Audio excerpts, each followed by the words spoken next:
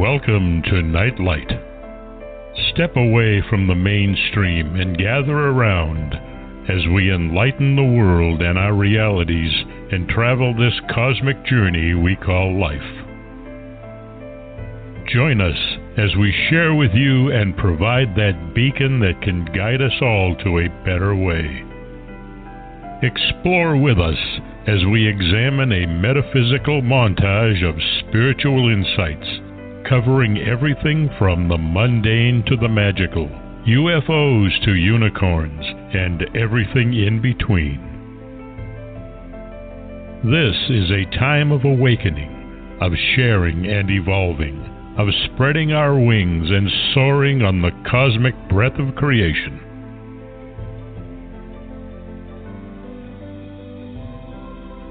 Come and join with other light-minded spirits as we weave our lights together to seek understanding, enlightenment, and, with a little luck, some wisdom. This is Nightlight, a reminder that you are never alone.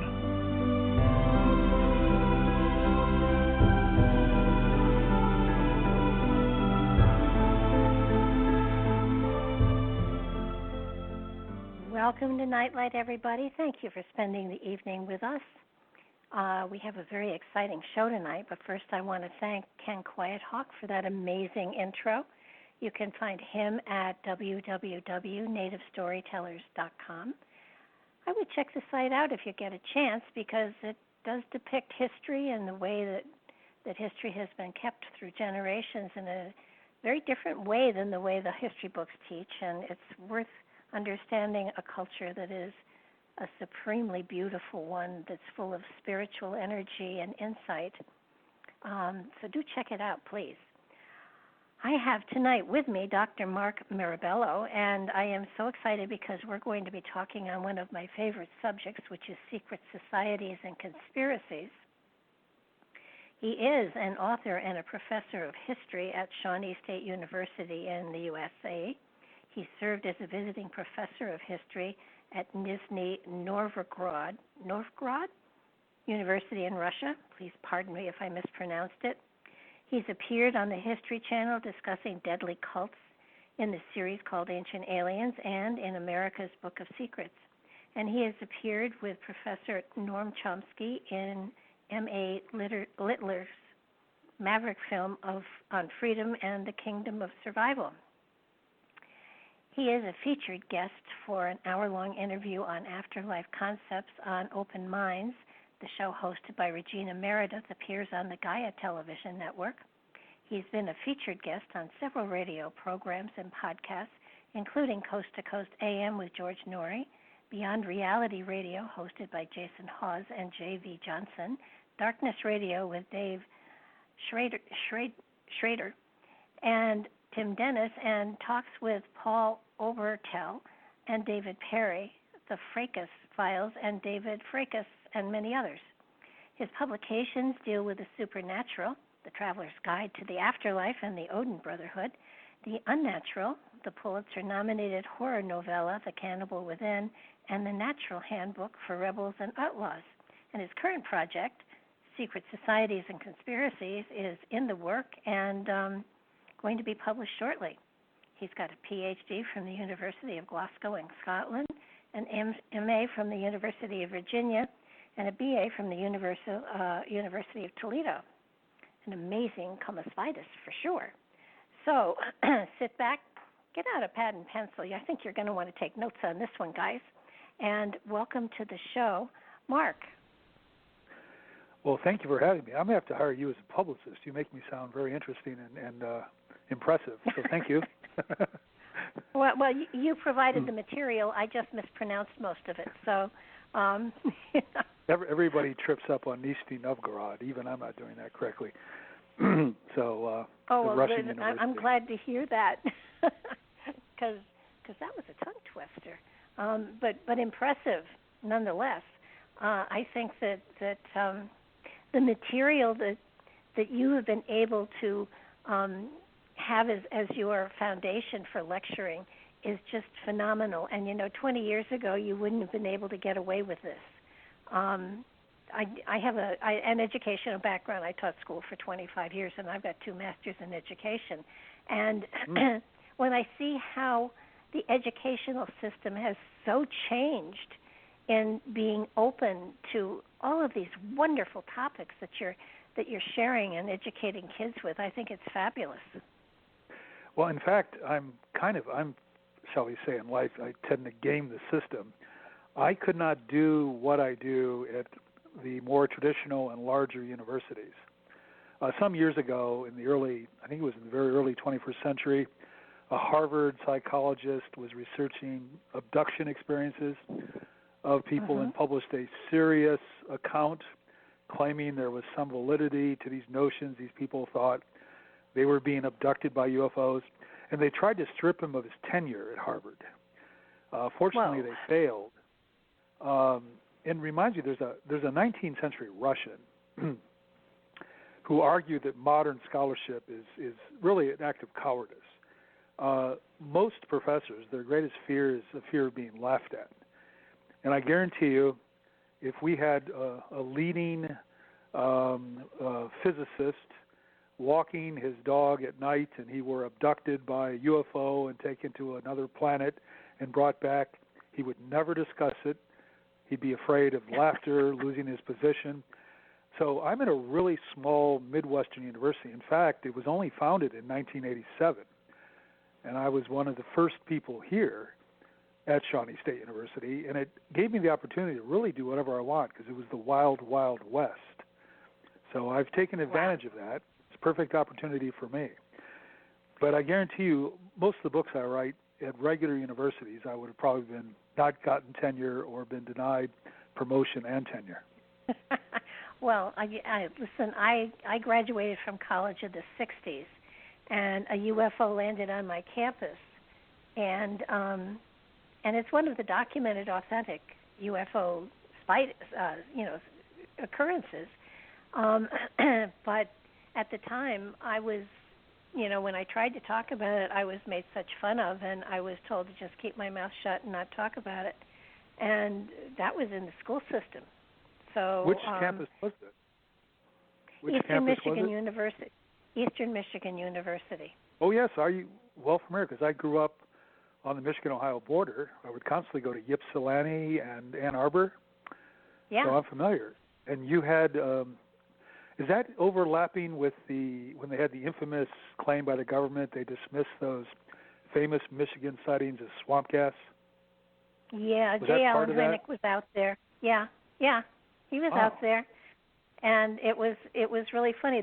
A lot of books attribute the sighting to U of M, but it was Eastern, and I was there, and it was amazing. And I think it's what turned me on to the fact that there must be something more, that there's more to our world than just this Earth plane, that there is something even beyond that.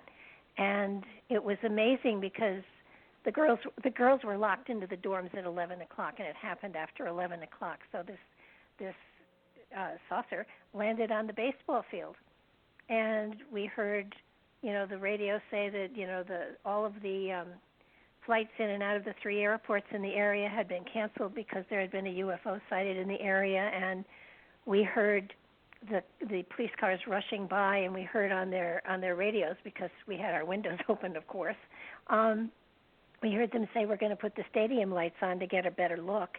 And between my dorm and the baseball field was a building, and we saw the glow when they put the lights on, and we saw this saucer rise up and swoop over my dorm, blanked out the sky, and then it went, and it was gone. And there was no wind disturbance, there was no sonic boom, it was there and it was gone.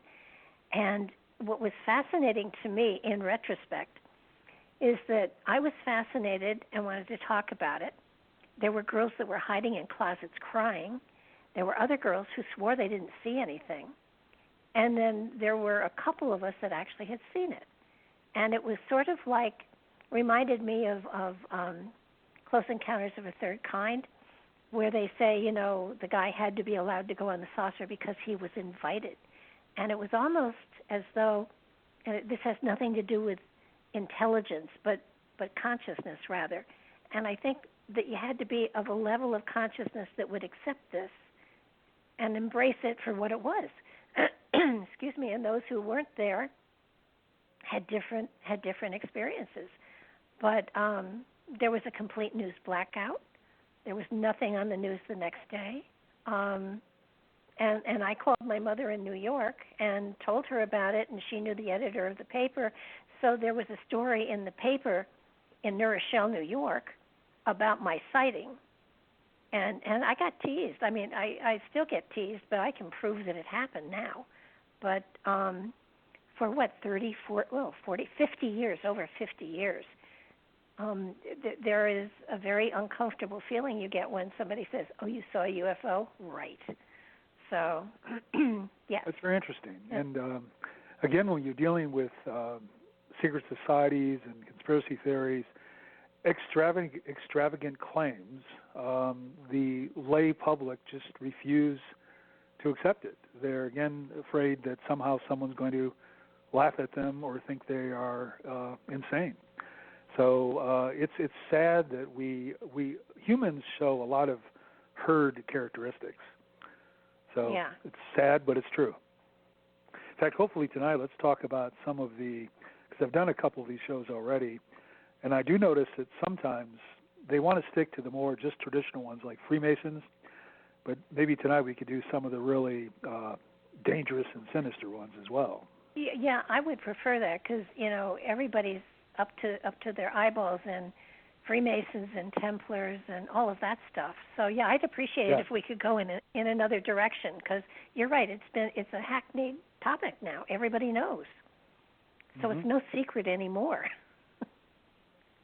Speaking of which, one alleged secret society, which it doesn't appear in legitimate scholarship whatsoever, and it's just denied that it even ever exists, is the Hands of Death, which is really intriguing. It supposedly was identified by two serial killers in the 1980s and 90s, and they allegedly have initiations involving murder, human sacrifice, cannibalism, and supposed to have connections with power. So again, probably doesn't exist, but it may exist. And could that possibly have a connection to the Black Hand Society? Well, when you use the term Black Hand, there's actually a couple of those. The term is used for originally in the United States. Most people know of it as that's the Sicilian mob, right? And where that comes from, when they were extorting money from you, you get a piece of paper slipped under your door with a human handprint with ink, and it meant pay the mob. Now, there's also a more, frankly, to me, interesting one as well, although the mob is interesting as well. But there's the Serbian version. And this is interesting because it shows how often secret societies overlap with governments. And this, in fact, was actually established by the Serbian government before World War II. And a colonel in Serbian military intelligence was recruiting male Serbs who were dying of tuberculosis. Back in those days, they call it the White Death. Yeah. And they'd be taken into a room, and these are teenagers, high schoolers. They're taken in a room, there'd be a gun, a vial of poison, a human skull, and they would swear an oath to help the Serbian motherland, and they were given a gun and poison. So if they were caught, they were supposed to take cyanide. And Gabriel Princip is the most famous member of this. He's the one who killed one of the heirs to the throne of Austria-Hungary starting World War I. The heir and his wife were in a car in the streets of Sarajevo. Princip was actually in a cafe, back in those days, didn't have enormous security, saw the car coming. Cars were quite rare in 1914, so it got everybody's attention, and killed the heir, Francis Ferdinand, and his wife, sparking World War I. which, by the way, is curious because in that war, the Germans were on the side of the anti-terrorists. And the United States, France, Britain supported the terrorist side. Again, it tells how everybody, reminds me of 1984 by Orwell, where they keep changing who the enemy is. Yeah. So, but that hand of death, or the black hand, I should say, was of Serb assassins. And then you have the mafia, which, by the way, here I'm running on again. We were talking earlier about tendency to do this. But once you study, and incidentally, there are several mafias, and I should mention to your audience, right now, by far the most powerful one is one they've never really heard of probably. It's the 'Ndrangheta. And that comes out of Calabria. And that's the extreme south of Italy. And there's a wonderful line about the Calabria because that's one of the poorest areas of Italy, traditionally. And the members of the 'Ndrangheta say that by organizing themselves into the 'Ndrangheta, they were once despised, but now they are feared. And the 'Ndrangheta has spread around the world. It's especially concentrated in Italy, Germany, Brazil, and some other places. And it permeates the economy. People always get the impression that these are just thugs shooting people, but in fact what happens is these organized crime groups penetrate into the regular economy. In fact, if you bought a Japanese car, you probably indirectly given money to the Yakuza. That's the Japanese mob. So, is there a hierarchy of these secret societies? You know, you have at the very, very bottom of the pyramid, so to speak, you know, the Masons and the Templars and maybe the Illuminati and stuff like that. And then above that, there's another level, and above that, there's another level. And is there a place where you get to the place where it's a term you used on one of the shows that I really like, that there are puppet masters? Well, that's an interesting point. In fact, you've probably I can't remember. I didn't go through all of your back shows, but I saw you had some really interesting ones. If you've had David Icke on your show, I don't remember. No, I didn't. British, but I'd love to. Yeah, he's probably hard to get because he's on so many shows. He's the British conspiracy theorist, and he talks about the prison warders. And I should mention the way it may work. Now, again, I remember in earlier conversations before we got on the air and in emails, I mentioned that I've always been a student of beliefs rather than facts. I tell my history classes, just because something is not true doesn't mean it's not a force in history. And I gave the example to you of the Chinese man in the 19th century who was convinced he was the younger brother of Jesus. We would reject that, but his claim led to a religious movement which ended up causing 70 million deaths. It sparked a war in China. Wow. Perhaps the bloodiest war in history, making even World War II look small. But again, we're Westerners, so we ignore all this. So even if the claim is not true, it still may be a force in history. Now, back to this notion of these prison warders, the idea is, well, mention how this may work. This is just possibility now. The British in the early 20th century were controlling India with about 2,000 officials. There were several 100 million people in India, but effectively they were being controlled by a couple thousand people. The British West African and, frankly, Central, well, I should say parts of Africa, empire was again being controlled by roughly 2,000 officials. And the British openly talked about how they did it. It's by Lord Lugard discusses it. It's indirect rule that you basically control the local tribal elite. So the British would bribe and pay off. They give them positions and titles and so forth. They would get flunkies in India and also in Africa, promote them, give them titles, and act as if they're important, and use these individuals to control the society. So if the world today is being dominated by secret societies, this is probably what is happening. Now, keep in mind that when a secret society or a group dominates, it's kind of like a farmer's livestock. The farmer doesn't have to control every cow, every pig, and every chicken all the time. He only exercises his power when they break the rules or get through the fence. So when people say, how could secret societies control the entire planet, billions of people, as long as you keep your neck, you're on a leash, close to the peg, or as long as you stay inside the fences on this human farm, they'll leave you alone. But as soon as you jump the fence or go too far away from the orthodoxy, they'll take you down. There's been several people discussed that the whole idea we have in psychology, the concept of paranoia, that it doesn't even exist, that the idea of paranoia is used to label people who try to out the controllers.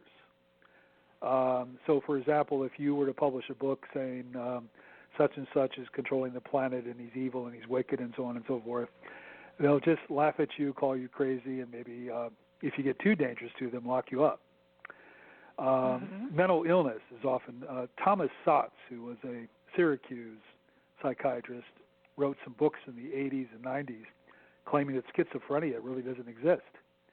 It's being used to control people who are not playing the game, who, again, wander outside. And almost certainly modern psychiatry and psychology, and this is Sotz's idea, has replaced the Inquisition. They used to use the Inquisition to control, and now they basically control your behavior. So when I'm back to the original question, for example, in the United States, how many people realize that, our tribal leaders are not actually running the country. They're being controlled by somebody else. Yes. For example, George Bush Jr. is related to 16 other presidents. Now, this individual was a C student in college and of no great mental ability, yet he easily becomes president of the United States for 2 terms, and as well as his father was president. And the idea is he may be the equivalent of a Maharaja in India or a tribal chieftain in Africa, that they're following orders. And as long as they do, for example, the British, as long as the tribal chief among the Igbo in some kind of settlement does what the British want, he's rewarded and promoted. But as soon as he tries to mess with the game, they'll destroy him. So now that would mean, frankly, the alleged rulers like the Bilderbergers and Council on Foreign Relations are probably not really the rulers. There's someone else above them. But again, we'll never know. Now, one thing is interesting, and again, stop me if I go on too long on this, but this is my philosophy, Yes. Well, everybody quotes Thomas Malthus. Yeah, go ahead. I was going to say, he wrote the essay on population. He actually, Darwin reading Malthus's work, got the idea of natural selection. And Malthus talked about how populations grow faster than resources. And this creates a struggle, and that would inspire Darwin. But most people, and even academics, they quote people they never read. One of my favorite lines in my classes is, we have modern feminists defending Darwinian thought. If these people would read Darwin and subsequent evolutionary theory in the 19th century, they would not support it. Evolutionists in the 19th century thought the existence of women proved the theory. They actually thought women were less evolved than men, believe it or not. But no one seems to know this anymore. It's been airbrushed out of the secondary sources. Now, back to the point, and I was talking again about Malthus. What he actually says in his works, that if, and he's referring to the masses, the poor, and I'm simplifying and rewording, but if you feed them, give them decent housing, give them medical care, you exacerbate the problem because their population will grow, and this could doom the species. So this, by the way, is a Church of England minister writing this. So ideally, if you let the masses live in slums, deprive them medical care, deprive them of education, and so forth, you actually help the human race in the long term. So this could be why we have poverty, we have epidemics, we have people without health care, we have ignorance, we have war, is because it controls the population and benefits the elite. Now, I should also mention that now I'm plagiarizing George Orwell, 1984. He has a wonderful passage where, and that's a brilliant book for anyone to read, but historians love it. And he says that in 1984, if everybody in a society were economically equal and decent housing, well-fed, it would become obvious that there is no need for a privileged elite at all, and they would get rid of them.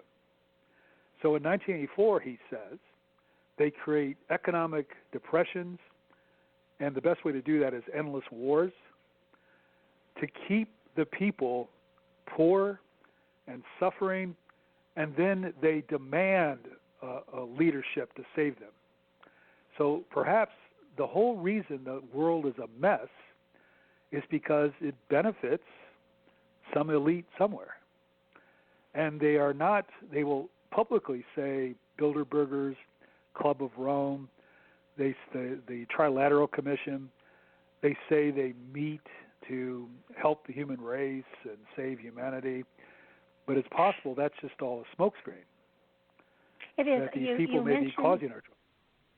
You mentioned a bunch of them, and the one that I've always wondered about, because they seem to be able to keep their organization more secret than most, is the Bohemian Club. Yes, that's a really curious one. It starts out with some kind of 19th century artists in San Francisco, and now they meet 2 weeks they have a club in San Francisco where technically you can bring visitors if you're a member, but the real stuff occurs 2 weeks. By the way, the first day of the meeting during the summer, they meet every summer for 2 weeks, is on Bastille Day. That has to not be a coincidence. Oh, by the way, the French just recently celebrated that. You know, the real history of the Bastille Day, a mob stormed that. That was an old royal fortress, also, but it only had 5 prisoners. And the mob stormed the fortress, beheaded the warden, put it on a stake, and carried it through the city. I don't think I'd be celebrating that. It'd be the equivalent of we've had atrocities over here, and I don't think we should turn it into a national celebration. But it again shows how history is airbrushed. Well, speaking of which, another thing they leave out, I don't know why, probably because they're French, the mob that stormed it was led by a woman who was dressed up as an Amazon, translation, topless. Who else but the French would have a mob led by a half-nude woman? I mean, it's just so French. They did revolt with her, so it must have worked. So, which reminds me, where the gay rights movement in the United States started? That was actually a mafia-owned bar in New York. How many people realize the mafia owned that place?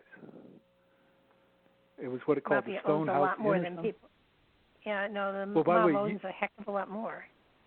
Yes, and by the way, you know why the mob actually had that place? There's a reason for it.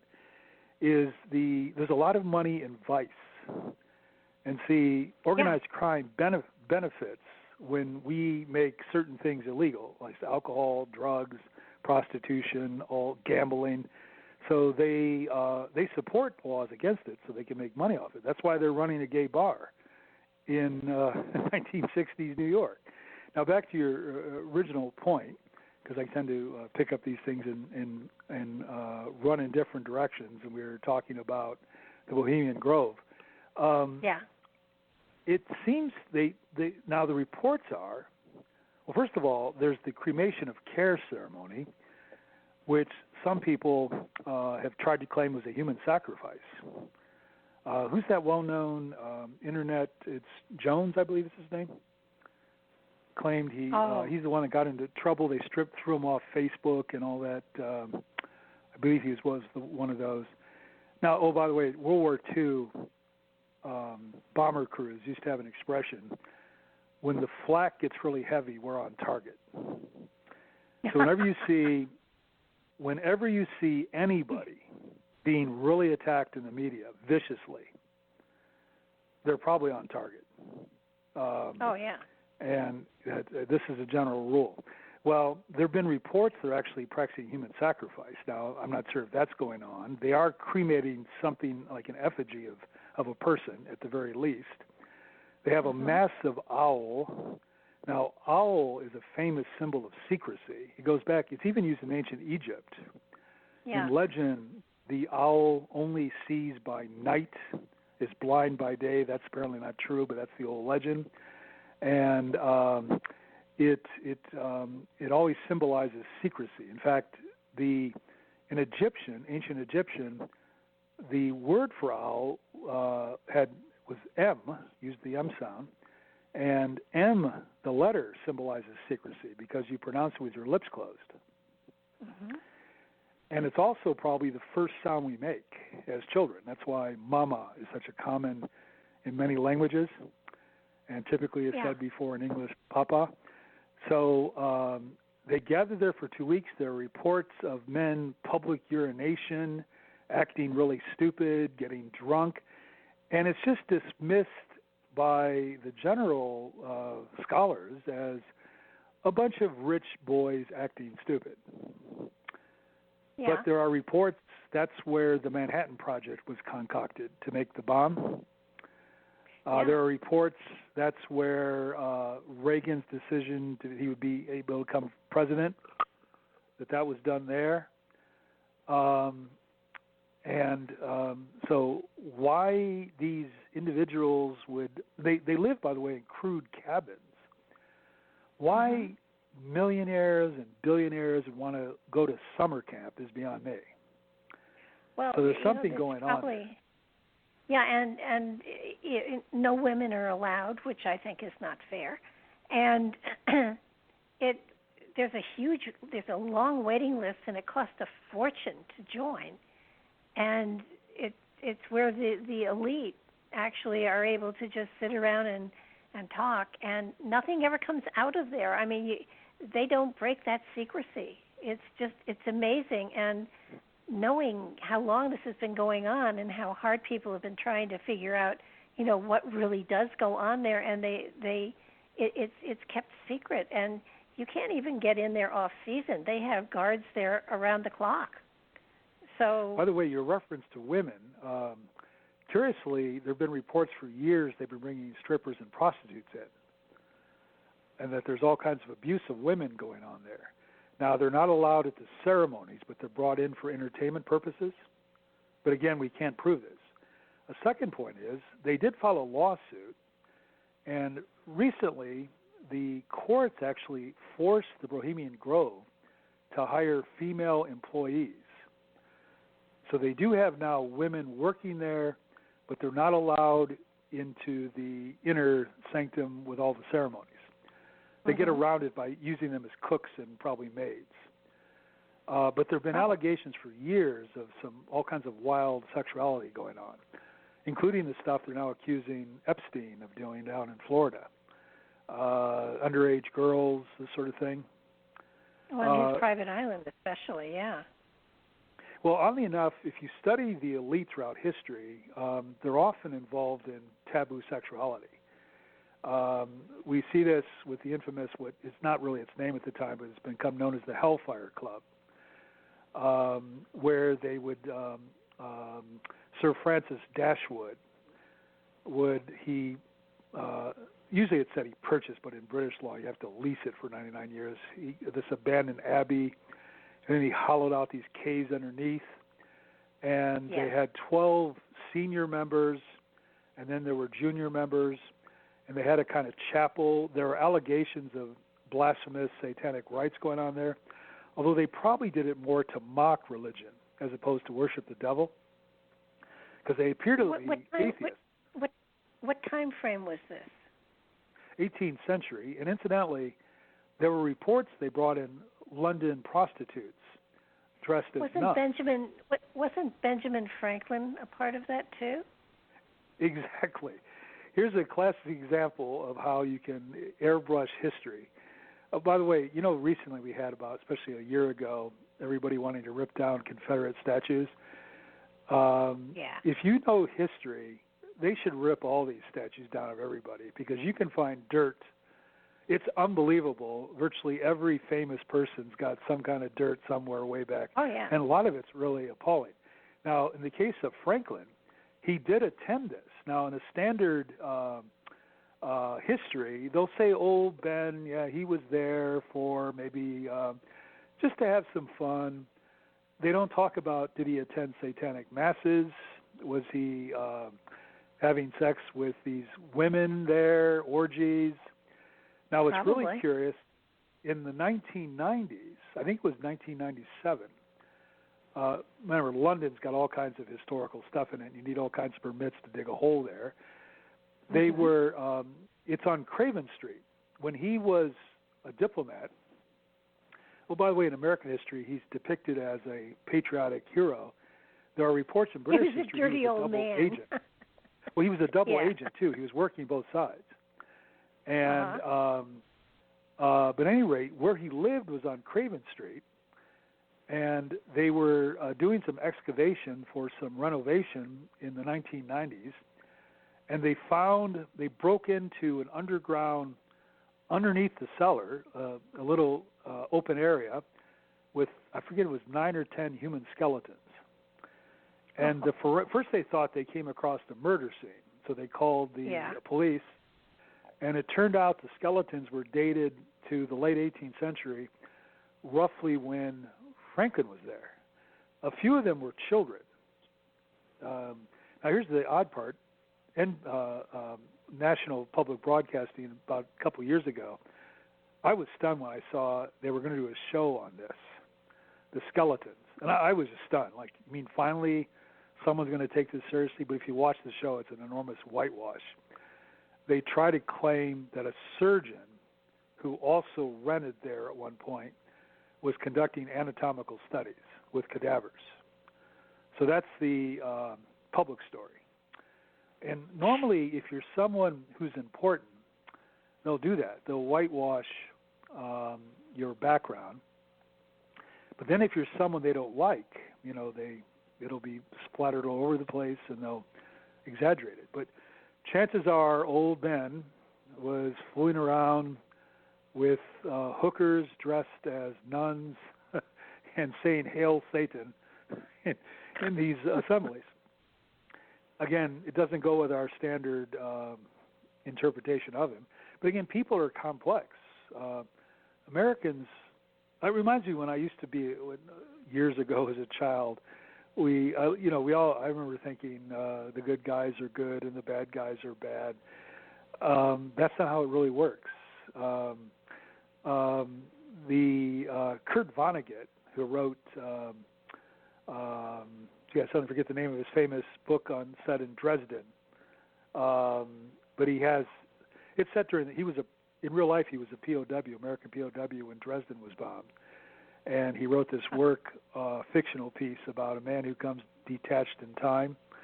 And at any rate, he said, and it's true, in all of his novels, he never has a purely good or purely bad character, because that's how people are. Yeah. So they're not saints running the world. Well, speaking of which, here's an odd history fact, if I could just, before I forget, throw it in. If you were to tell somebody that Italian police raided Lucio Galle's house in the 1980s, and he was the leader of Propaganda Dua, which was a really high-level secret society in Italy that had all the ruling class members involved in it. They found nude pictures of Pope John Paul II. Now, does that sound like a real story? I would believe it. Now, the pictures were taken, they probably were planning to use blackmail. He's naked by this guy is now a saint, by the way. He's skinny dipping in the Vatican pool. Now, I have to confess, I've never been skinny dipping in my life, and I've never been Pope. So I don't know what the. But you know what John Paul II's hometown was? No. Auschwitz. He had so many unusual traits. I mean, it may not be that he was involved in that, but it's kind of a curious fact. They never mention it. And when they do mention it, they translate the term. That's how they obscure things. They don't want to confuse the faithful, so to speak. Oh, speaking of which, the Vatican's a secret society. And it shows how secret societies work. Now, for example, you can see the parallels with the Masons. Anybody can join the Masons, although they have to approve of your membership. A member must ask a Mason 3 times to get in, and they won't reply the first 2 times. And then the person trying to get in must get a couple Masons to support him, and then the lodge votes on him, and they put white balls or black balls into a container. He must get unanimous support, and that's where our phrase blackballing comes from. Now, the first 3 degrees you seek, but then the upper degrees, there's another 30 degrees, you must be invited to join the upper degrees. And the 33rd degree in the British system only has 75 members. That's how elite it is. There are over 600,000 Masons in Britain. 75 men make 33-degree Mason level, and that's it. Well, the Catholic Church would be the same way. Anybody can join. You have to go through certain things, be baptized, go to catechism classes, and you can get in. But the church is ruled by the cardinals and the Pope. And cardinals do swear an oath. Now remember, cardinals are selected by the Pope. They swear an oath to keep the secrets of the church. And they swear to keep secret any information that will be harmful to Mother Church. And again, people will get cynical and say, why do they do that? The Vatican has been around so long for a reason. They know how real history works. And you must suppress things to maintain power. And by the way, ultimately, all secret societies are about power.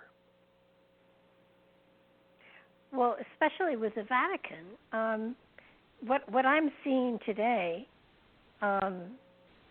from my perspective, is that history is being changed and whitewashed and shifted around. The history books are shifted around so that our true history is no longer our true history, and our children will never, ever learn what true history really is. And, the stuff with taking down the Confederate statues, that's part of our history.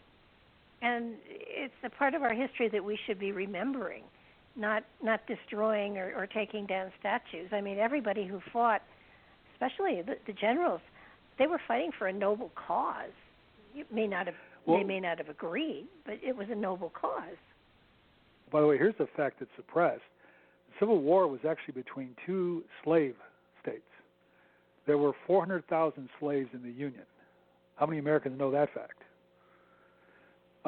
Because there were slave states in the Union. Now, some states had already outlawed it, but there were slaves in the Union, such as in Missouri, Kentucky, Delaware, Maryland, and so forth.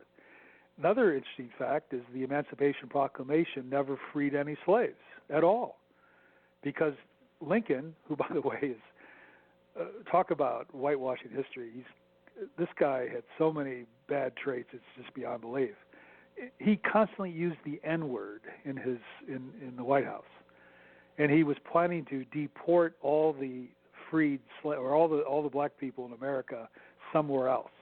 In fact, he even set up a plan with a guy named Koch to go to Haiti to arrange shipping black people out of America to Haiti, which was an independent black republic at that time.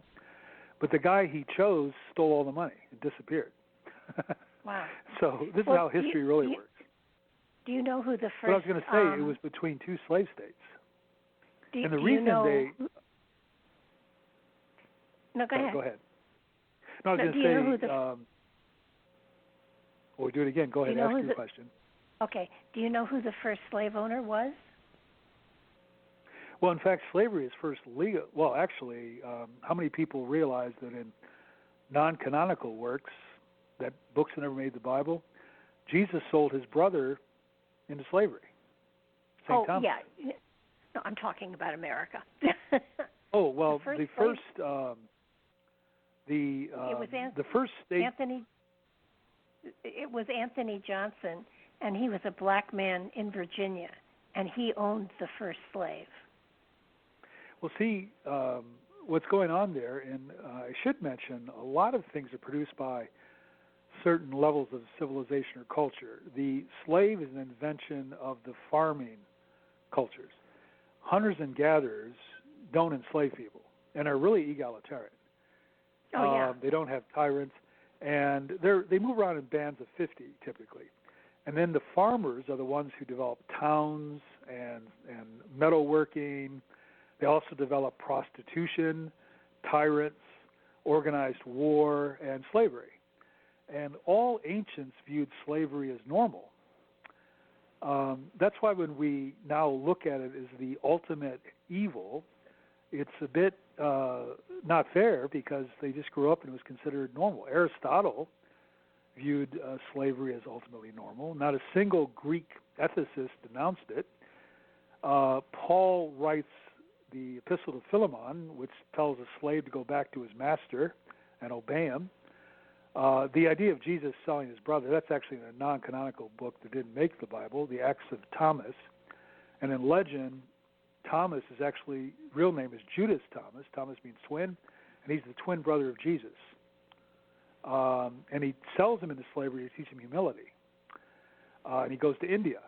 By the way, it's really curious. When the Portuguese reached India in the late 15th century, they found a Christian churches in South India that trace themselves to St. Thomas. Even though modern historians dismiss this whole story. They say that's not true, even though that's what the locals said they got their religion from. So, again, historians don't want to go into any kind of unusual stories. But we still have slavery today, which is curious. Carlyle, the 19th century Scottish essayist, said you can abolish the name and not the thing. Our most obvious form would be anyone, and that's why the 13th Amendment, which technically seems to abolish it, doesn't it? Because it says unless you're convicted by a court of law.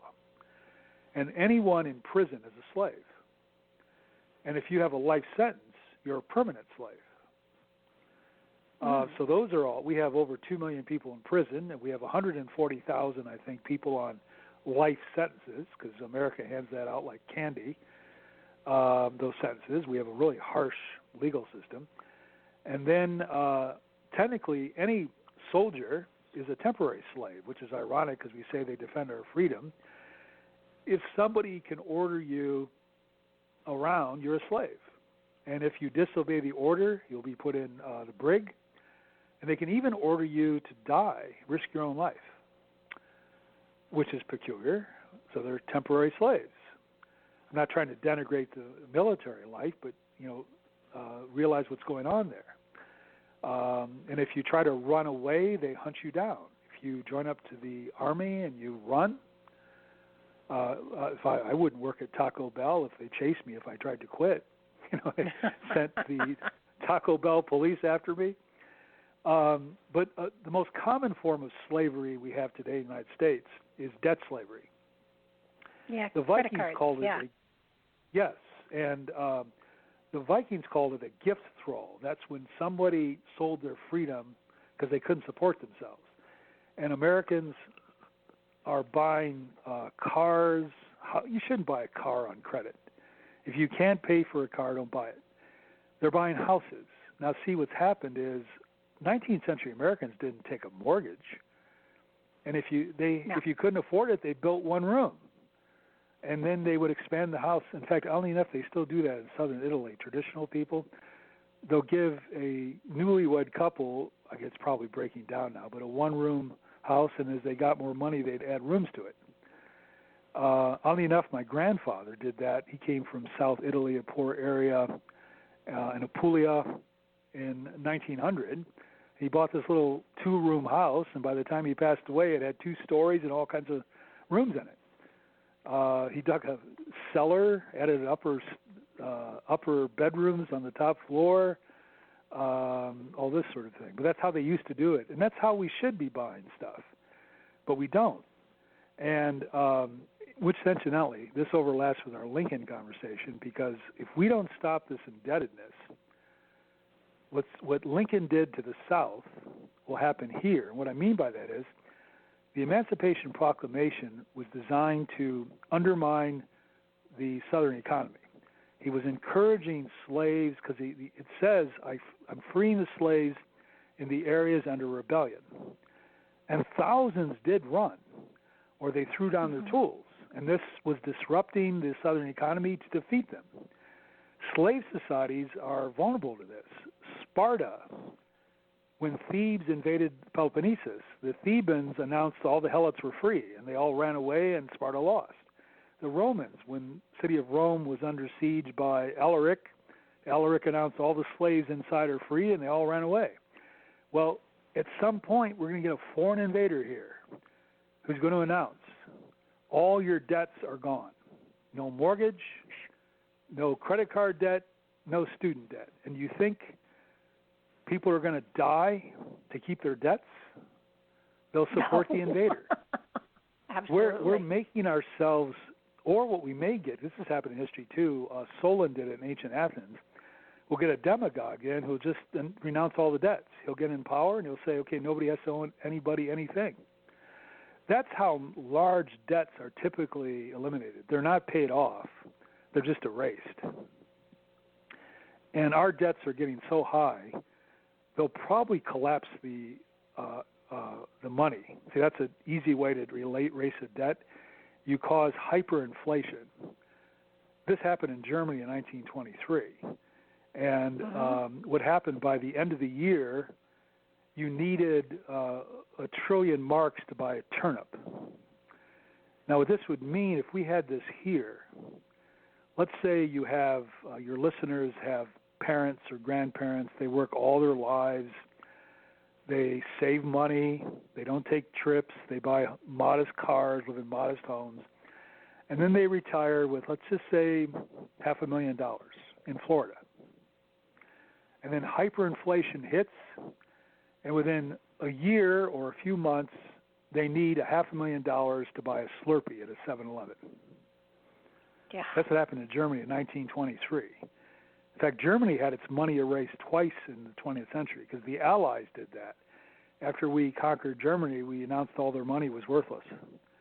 And we issued occupation marks, which we just printed them. There's nothing backing them. And they overprinted them, so it caused all kinds of problems. So this could happen again. You can't keep running up these debts. And I think it's intentional. I can't believe, once again, we're being sabotaged. And if your audience listening there, do not buy on time. If you can't buy it, don't buy it. And if your house, you can't pay the mortgage, get a smaller one. See, we all live beyond our means. I was just criticizing my sister's children because she has grown-up children. I don't yet. And they're all buying these $1 million homes with huge mortgages. It's scary. Yeah. No, I have a son who has one of those kind of houses, and it's like staggering, and it's like, I can't believe this. His mortgage payment is more than I bring in a single month. So, it's just kind of like, holy mackerel, I just can't conceive of that. But let's get back to our conspiracies here, because I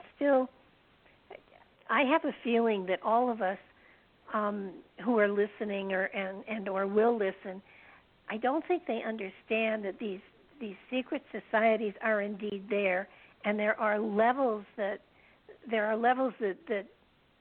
well known, that are sort of known, that are kind of suspected, and then there are levels above the levels above the levels, so that there's probably a very select group of people that really have control almost over the whole world. Oh, by the way, I should mention this connection. Oh, go ahead, sorry. Well, and in many ways, we are puzzle pieces in a game, and we don't know what the game is. Exactly. And I should mention, you ever hear of, well, actually, he's pretty obscure, so I don't think you, at least to most people, Cass Sunstein. He was in the Obama administration. He was a legal, if you look him up, they give you some really saintly bio of this guy. He actually suggested to the government, he was a lawyer within the government, that conspiracy theories be outlawed or taxed. This is someone in the, this is again how out of control this is getting. He was serious. He wrote an academic paper with a few other legal experts, and that they should be outlawed or taxed. Now, remember we were talking before the program started, like about women's power, and I should mention, yes, because it always comes down to power. And you were talking about these various groups, and secret societies, a lot of books will act as if it's the Templars or the First or the Freemasons. They go back to pre-civilized societies. They're found among hunters and gatherers. And you can even find, if you go to Europe, those Paleolithic cave paintings are almost certainly connected with secret rituals. They find them in the Pyrenees. They find them really from Spain to Russia, but they tend to be concentrated around the Pyrenees especially. And what's interesting is most hunters and gatherers, contrary to sort of movie versions, they don't live in caves. They live in rock shelters or just on the edge of the cave, and they're terrified of going beyond where the sun shines. That made me think of John Paul II again. I don't know why, where the sun never shines. At any rate, it's had that leak. Well, then, for some reason, in these Stone Age times, people, and it's unclear who was doing it, went deeply into these caves. Sometimes they went through passages that were maybe 2 feet high and 2 feet wide, and painted, almost all of them are of animals, and painted these images. And that's probably an initiation rite either to become a shaman or perhaps in secret societies. Now, if you jump up to the Roman period, the Mithraic cult, which was a secret society, open only to men, they met in these underground temples, and they were typically about 20 yards at the most long, and they had astrological signs, and they depicted, it's Mithras was their god, and they were promising a kind of salvation on the other side, but to men only. And there were 7 degrees of initiation, and they swore oaths, and they were blindfolded, and they went through various ordeals. Some people on the fringe have tried to argue that the Freemasons are just a continuation of this, that the Mithras cult never died, it just transformed, and this often happens. Well, on the original point, we talked about women. There's this widespread legend.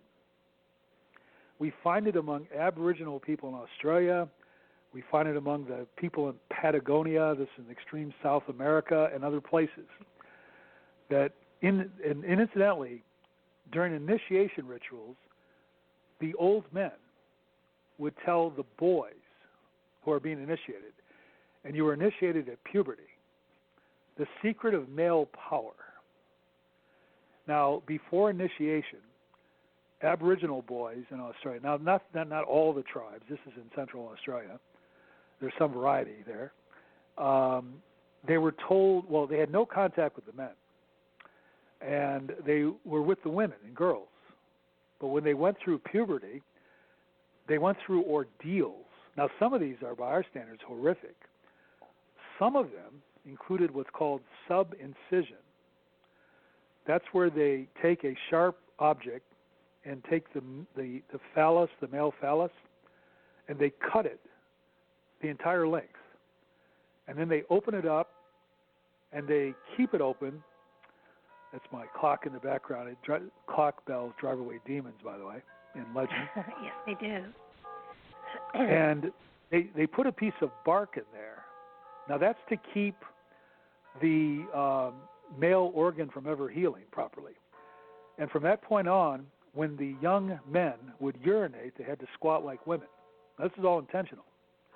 See, what they're doing is they're making the male genitals resemble the lips of the vagina. This is what this is being done. And then the boy goes out with these old men. Now, incidentally, in traditional cultures, old people are the teachers. They always are. Young men and young women are too busy. The mothers and fathers are too busy to sit around with little kids and teach them and train them. It's the old men who teach the boys how to hunt.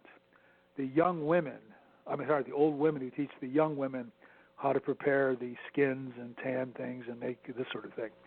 Well, and they teach them the lore and the history as well. Well, the men would go out with these boys who are now in pain and they're bleeding, and they tell them the secret of male power, and they tell them it's a hoax. We have tricked the women, and they say long ago, women controlled us through magic. Through magic, they controlled health and death. And if we resisted them, they would kill us with their magic. So the men got together and literally formed a secret society. And then they killed every female over puberty and killed them all. Because, see, the women learned the magic in their initiation rites. When they first menstruated, the older women would teach them the magic. So by killing the mature women, the women lost the magic, and then the old men would tell the boy, we've lied to them, there is no male power, we've stolen it. Now that same myth is across the world in these archaic cultures. There has to be an element of truth in it somewhere. And you mentioned before we got on air, Stan Gooch wrote on this, and also Joseph Campbell writes about it, and the great religious historian from Sarah Lawrence College passed away some years ago. There almost certainly is. What's also interesting, by the way, whenever you get this displacement, and this Gooch talks about this, when one ruling class is displaced by another, the new ruling class, it's payoff time. They tend to really oppress the old leaders.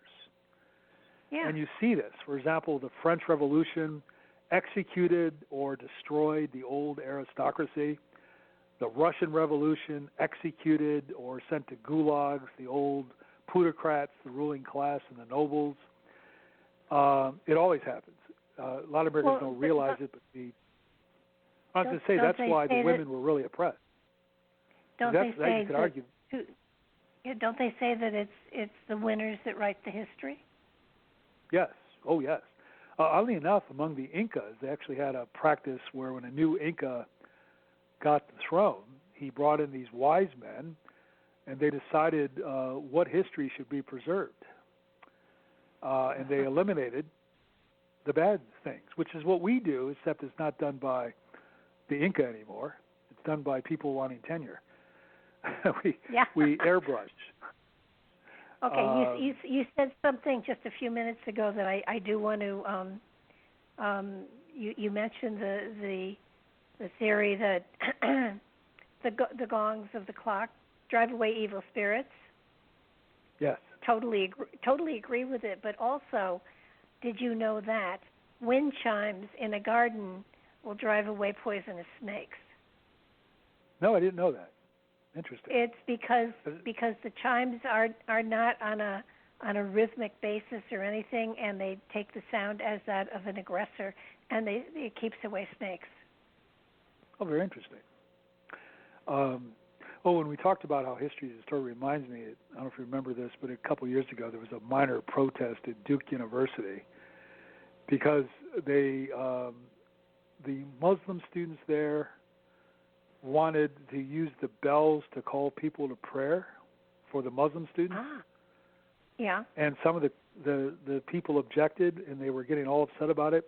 If these Muslims knew their traditions, Muslims actually despised the bell because they became a symbol of the infidels, the Christians.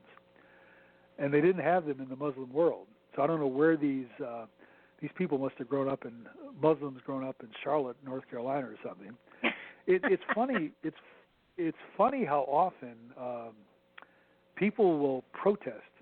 Incidentally, Niall Ferguson, the noted Scottish historian, this guy's published so many books, he's got to have a connection somewhere with secret societies. He's actually got one on secret societies. But it's amazing how he churns out this first-class scholarship. And now I suddenly was talking about him, and I forgot what I was going to say about. I suddenly forgot my train of thought. But I should mention, because I was thinking of another item, people's lack of knowledge of history. I caused, unintentionally, this big hubbub at Shawnee State University about a year ago, because there were a group of female students and administrators and faculty that were starting this honor every year called Women Who Rock. And they were going to recognize female achievement on the campus. Now, I have absolutely no problem with that, and I think it's a good idea, but I sent out an email to everybody involved, as a historian. And I said, with today's Me Too movement and so on and so forth, you may want to consider renaming this event to Women of Distinction, because rock and roll actually comes from African American slang, and it means to have sex. Oh God! And it caused. I was getting emails with personal insults. It was just unbelievable by other professors. And I said, if you start an award for Men Who Rock, I'll make the same comment. But it was unbelievable. And the trouble is, not only are people into altered and perverted history, by perverted I mean changed, they will get really hysterical if you kind of expose their lack of knowledge on the subject. Yeah. So, but again, that's what historians do, and I was just talking in general to the academic community. But, of course, I didn't learn my lesson. I'll do it again. But I was stunned. Oh, probably. Yeah. Well, I think that's something that I'm seeing in government today. People who have been elected to offices don't even know what they're there to serve and do. And to me, our system of government today, and this is just my opinion, is a mockery, because the government is no longer serving the people. I don't know if it ever did. By the way, remember when we referred to the fact that the Catholic Church with the Vatican had secret society characteristics? What's curious is so does the modern government. For example, the American and British governments, they now swear, in fact they did from the beginning, the first act of Congress ever passed was a loyalty oath. They ordered all political figures and people that work in the government to swear an oath, now in this case to the Constitution, not to a person. Now that's, most of us say, well, that's okay to do that. They changed it during the Civil War to defend it against, it used to be enemies, foreign enemies, and then they said domestic enemies, because that was a reference to the South. Well, then, starting in World War I, we've now invented official secrecy. Americans don't realize there should be, frankly, no classified documents. Yet how many Americans realize, now this date is from actually the late Senator Moynihan's book on secrecy. He wrote it in the 1990s. By 1997, we were classifying 6 million plus documents a year. Now, what this means is no one can possibly read all this. You could not read that in a lifetime. So they don't even know what's there anymore. And it gets even stranger because there are 3 million plus people allowed to read the classified documents. That's it over doesn't 3 sound million. like it's very private. Yeah. Now, they're not all at the same level. There are some people that have only certain levels of class. They can read certain levels. You have above top, you have top secret and all this sort of thing, and then you have classified, secret, top secret. Then you have above top secret, allegedly. You know that recent with Chelsea Manning case with, also Julian Assange, and Chelsea Manning leaked the secret, for example, gun footage of American helicopter pilots killing civilians. Yeah. Nobody asked the question, why is a private allowed to, if this stuff is so important, Chelsea Manning was some 19-year-old private. Why now it's a she, but why was he allowed to read all this stuff if it's so important? So it's taking on a life of its own. And I suspect most of the documents are classified just to, it gives them, covers up their mistakes, frankly. Imagine if everybody's allowed to do that. You could say, you're arrested for a crime, and you'd say, "Oh, I'm sorry, that's classified. I can't talk about that." Well, look what happened. But something. Look what happened with World War II. There have now been released documents that say that they couldn't find Hitler's body. The body that they did find that was burned was not Hitler's. So we are finally learning now, 70-some years later, that Hitler did survive World War II. Well, I should mention there was an interesting point by Daniel Ellsberg. He was the one who actually was working on the project and then was a whistleblower on the Pentagon Papers.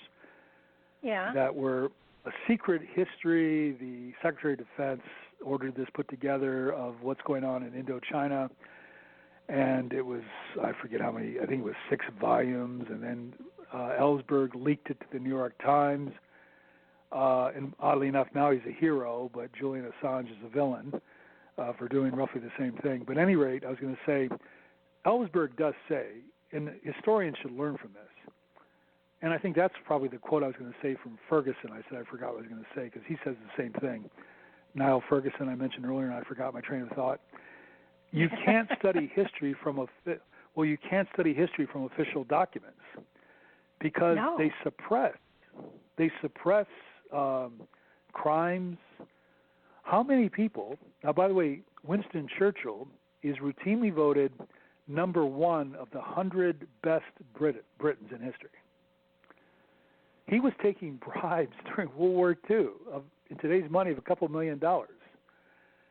And the bribes are being passed from this Austrian-born man who obviously hated Hitler. He was a refugee and so forth, and was, now again, Hitler, you could say, was evil. We deserve doing this. But still, the record stands that Churchill was taking bribes, apparently to keep Britain in the war. Now you could say, well, it all turned out for the best, but see, that's how real history works. Bribes. You had a reference before we started, because that other program I just did with a syndicated radio, I talked about 3 weeks before Kennedy is killed, he ordered the murder of the president of South Vietnam. Yes. But try to see that in standard history books. They just, and they act like, oh, it wasn't really Kennedy. We actually know about that, oddly enough, from Johnson, later is recorded in a telephone call with Senator Eugene McCarthy talking about it. And he's, of course, it's typical Johnson because he's using profane language. And he said, I'm at a meeting. He says, I'm at a meeting. And he said, John Kennedy and his brother Robert said, we have to kill these bastards. So we did. He's referring to the president of South Vietnam and his brother, who were both murdered. By the way, when the USA does this, as well as the British, and frankly, all the organized states, they never, contrary to movies, they'll never use an American operative to do this, or British won't use a British operative. They'll hire local talent, and they'll if they want to do a murder, they'll hire a murderer. It sounds odd that the United States government would pay a murderer money, but they will, to get rid of somebody overseas or even in-house. Incidentally, Malcolm X was under such close scrutiny, the black liberation civil rights leader in the 1960s.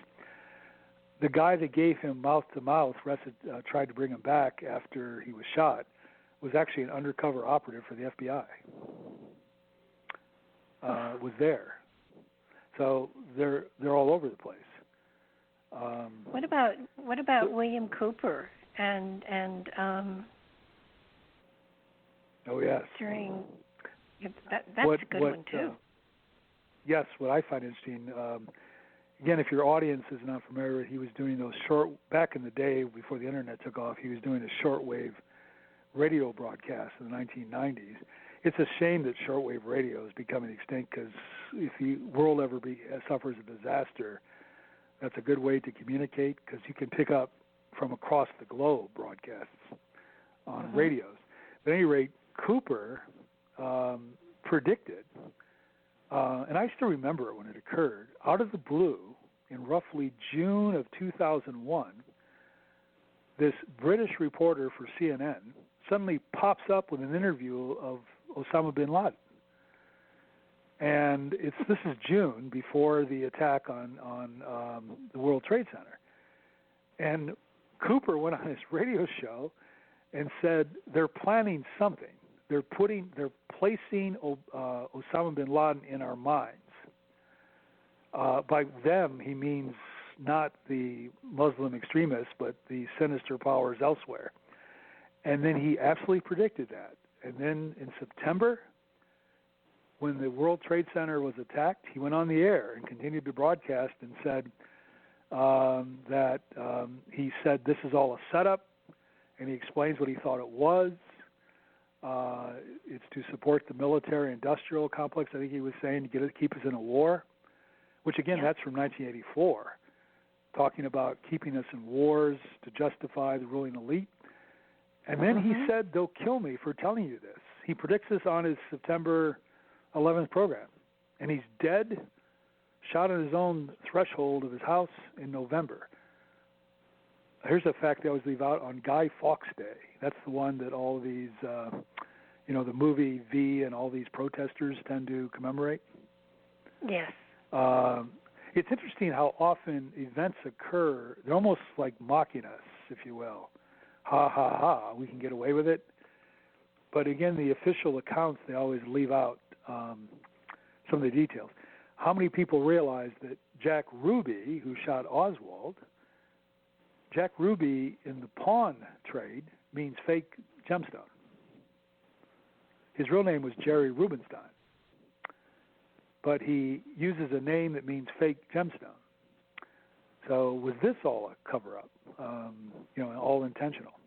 Again, mocking us, getting away with it.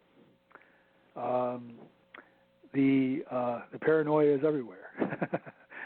Well, with bin Laden, he was on the most wanted list, and if anybody ever went into their post office to see the most wanted list, he was definitely number one on the most wanted list, but not for 9/11, for another crime altogether. They never had any proof that he had anything to do with it. Well, here's a curious fact, and I'm actually plagiarizing some Arabic specialists, including American scholars. There's been a claim that after September 11th, there's only one legitimate video or audio of bin Laden.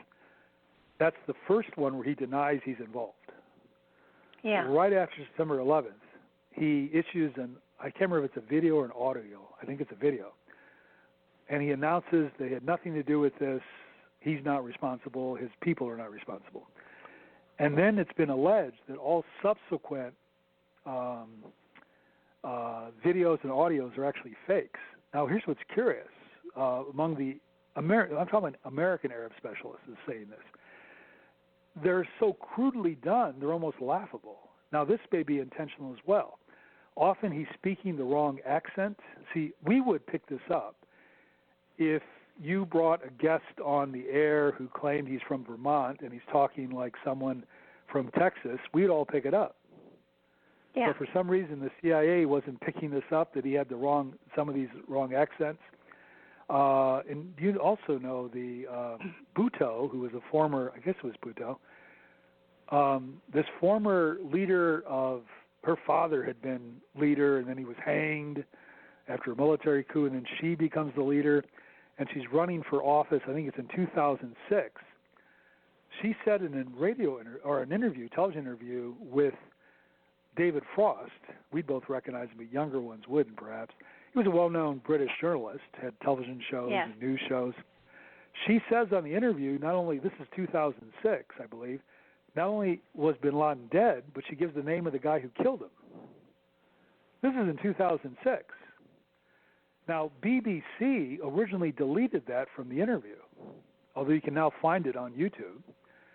And she's killed a couple weeks later. I think it's a couple weeks or a couple months.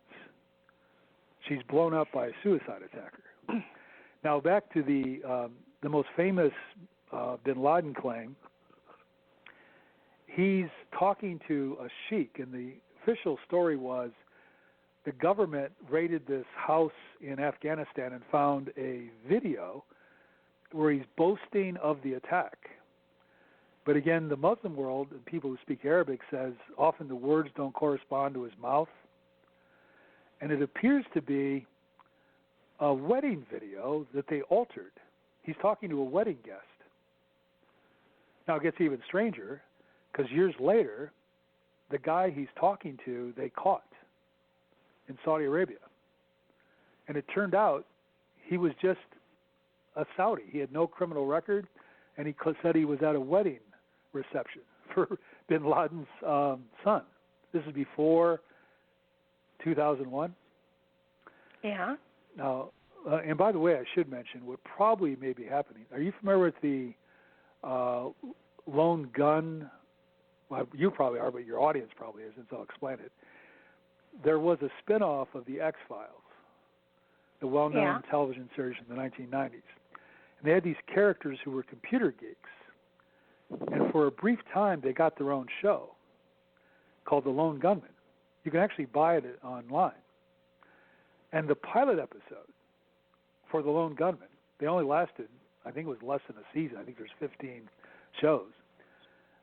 It shows a murky Pentagon official talking to somebody else, and they decide that to keep the Pentagon budget and the expenditure, we need a Pearl Harbor. So this is a fictional piece now.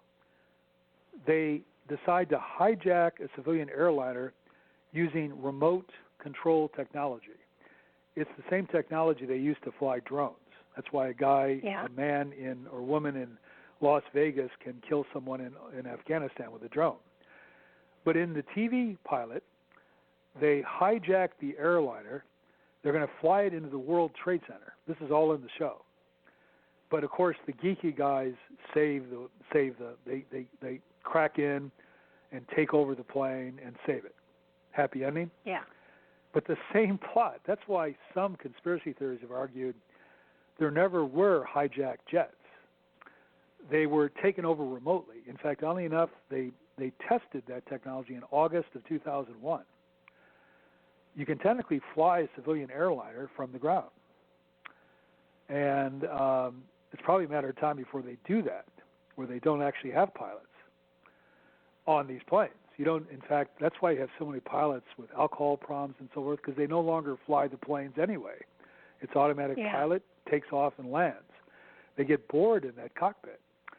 So now here's the interesting part. September 10th, 2001, Rumsfeld and a controller called, what was his name?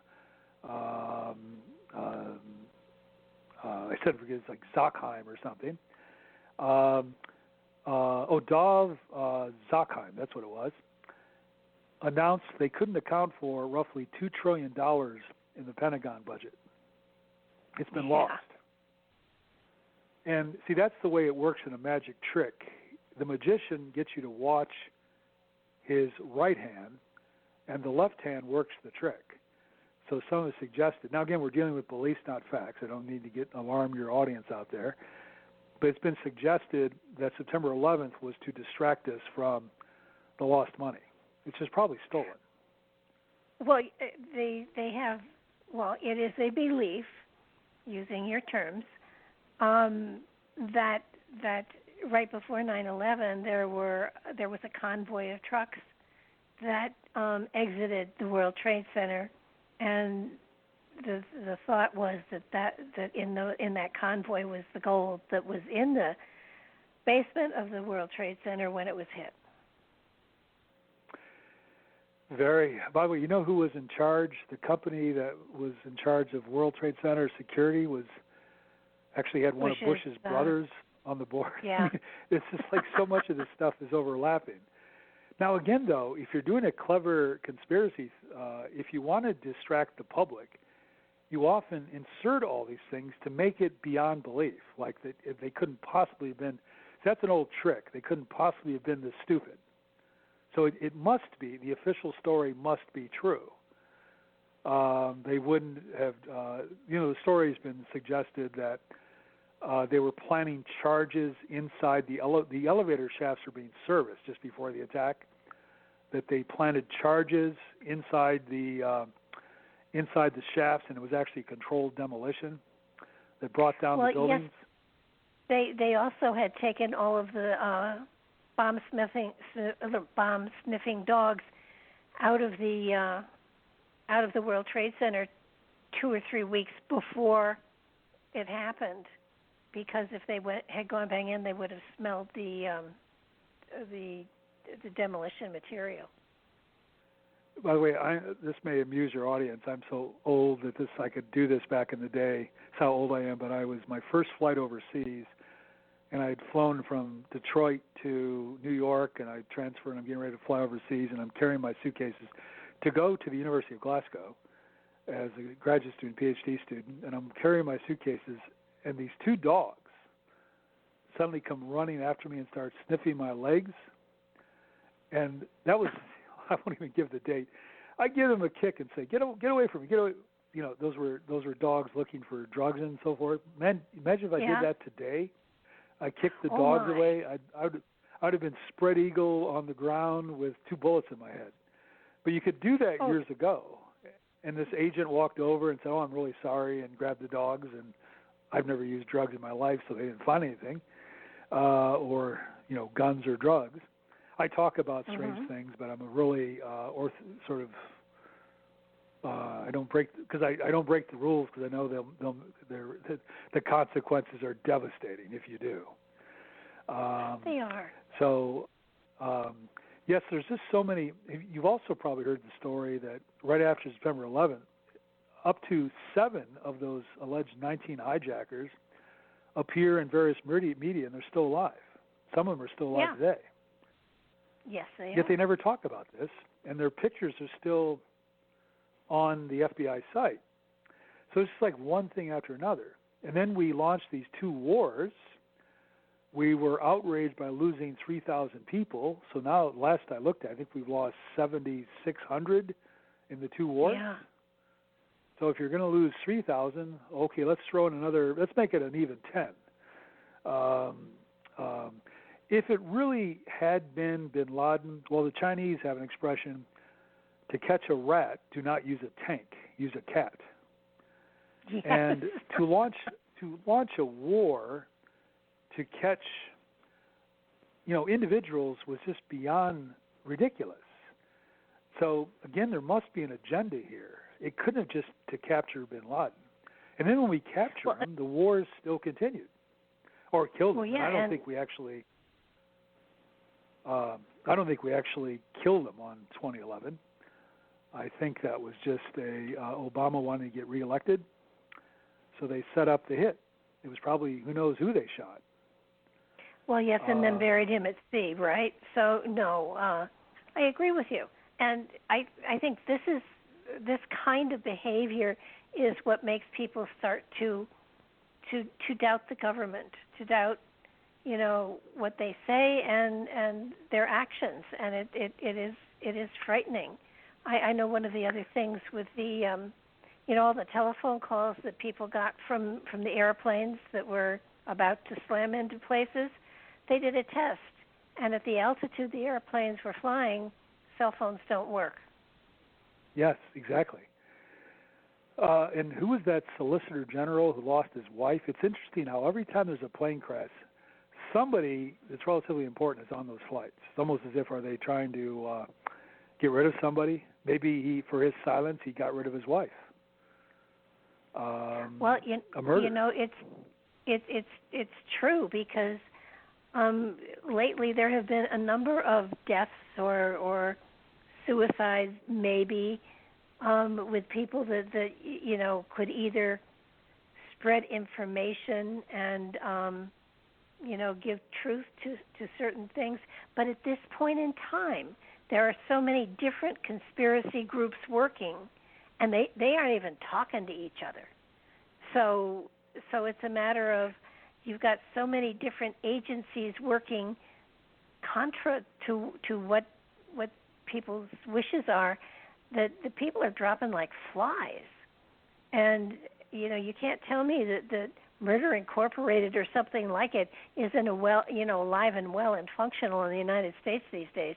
Too many people are dying, and I still say that Supreme Court judge that died, whose name is now escaping me, he was murdered. Oh yes, I know what you mean. Yes. By the way, during the post-Watergate, there was briefly an attempt to open things up, and they had Senate hearings and congressional hearings. And, of course, the Senate hearings became the famous Senator Church Committee. Oddly enough, I forget the congressman who was in charge of the congressional. His hearings were so radical, they never released the results. They classified it or hushed it up. But we learned in the Church Committee hearings, it almost appears comical, some of the stuff they were doing. For example, they never tried it, but they were discussing a secret operation to fake the second coming of Christ in Cuba. They had developed a technology they were using in the Vietnam War. It was this sort of 1,500-watt bulb that could project images into the sky. And they talked about making Jesus appear in the sky, thinking it would cause an uprising in Cuba because he was outlawing Christianity and Catholicism. They never did it, but they talked about it. Also, during the Frank Church Committee hearings, it came out, the CIA developed it's called a heart attack gun. They actually developed a weapon that would give you a heart attack. And what it was, and you can find this in books on the Church Committee, it was, first of all, it was an air gun. There was no gunpowder. Air guns used to be used during the Napoleonic War. They can be quite powerful, so it's not just a BB gun. And it would shoot a pellet of ice, not a bullet, but a frozen projectile. And in that projectile was a lethal poison. And if you got hit by this pellet gun, you would think it's an insect bite. You'd be walking down the road, and you'd suddenly feel just a sharp, small little ting on your neck. And then within moments, you would drop dead from a heart attack. And it was virtually impossible to find it in an autopsy. They had this as a classified weapon, which reminds me, too, it later came out, the Russians developed a classified weapon that they actually, this is only Russia would do this, they carried it in their anus. It was an air gun that would assassinate people, and you smuggled it in through that way. So again, it's amazing how odd the Cold War and all these weird, strange projects, which reminds me, as you talk about secret societies, conspiracy theories, one of my favorite is the 1950s Orion program. Now, it's kind of curious because they're bringing back an Orion rocket again, but the original plan, which they claim was never built, they had it on the drawing board. It was to be a rocket that was powered by tactical atomic bombs. And it was capable of taking 160 people plus equipment to Mars. Now, they claim they never built it. But this leads to the other conspiracy theory / secret society, one of my favorites, is Alternative 3. That, in fact, the elite realizes, and I always kind of work this in any interview because it fascinates me, that the world is dying. And they're trying to save a segment of the human population. And, of course, they're saving themselves is what they're doing. Well, yeah. And that could explain that would explain a lot of strange things. For example, why do all these countries have huge national debts? The Japanese, the British, the Americans. It's like a person with a terminal illness who never intends to pay it off. And the alternative 3 first appears on a British ITV television program. And if you watch the program in the 1970s, they later said it was an April Fool's joke, but it appears it's broadcast in July or something. And it has real people in it with actors. So, again, plausible deniability. And they never really say what's causing the end, but they talk about these suspicious disappearances and deaths of leading scientists and so forth. And the suggestion is they're being taken elsewhere. And apparently what alternative 3 is supposed to be, it would explain, if it's true, it would explain a lot of weirdness. Alternative 1 was they attempted to save the planet, or at least the human race, by detonating all kinds of nuclear weapons. Now, most people don't realize, from 1950 to 1994, somewhere on Earth, they were detonating a nuclear weapon every 18 days on average. Wow. Every 18 days. Now, what the heck were they doing? Is it just pure research? Well, that's point one. And the allegation is it failed. They were trying to alter somehow the atmosphere, the ozone layer or something, and it failed. So alternative 2 was they were going to dig a network of tunnels. Now, they did do this in the 60s and 70s. There's one outside of Moscow that can accommodate 50,000 people, underground city. We have Mount Weather in Virginia that was in a complete underground city, and there's several of these. And the cover story was it was a bunker for nuclear war. But the second alternative 3 claims that this failed as well. So alternative 3 was a colony, both on Mars and on the moon. And that the Russians and the Americans and so forth have been cooperating for years to selectively remove people. Now, it was Larry Niven, the sci-fi writer, who famously said, the dinosaurs became extinct because they didn't have a space program. and frankly, I have to confess, even though I'm talking about all this stuff, if I were the president and I had access to this and we knew the planet was going to die, you'd have to do this. You'd have to remove some people, to save some. And meanwhile, keep the farm animals happy. Give them the Super Bowl, the World Series. That's what I was going to say about Ferguson earlier, Niall Ferguson.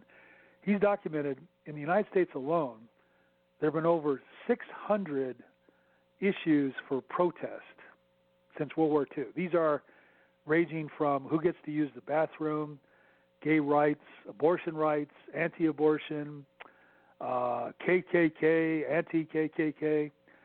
There have been over 600 of these. The public's being constantly entertained with, these movements, which accomplish nothing, by the way.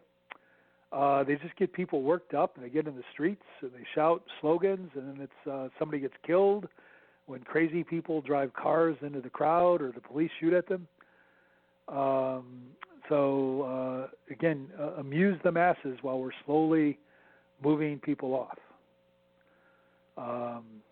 Let's hope that's not the case, but that's the infamous alternative 3, because it's the mother of all conspiracy theories. But in that case, wouldn't whoever were the puppet masters of all of this, what would they do? Just move their whole organization to another planet?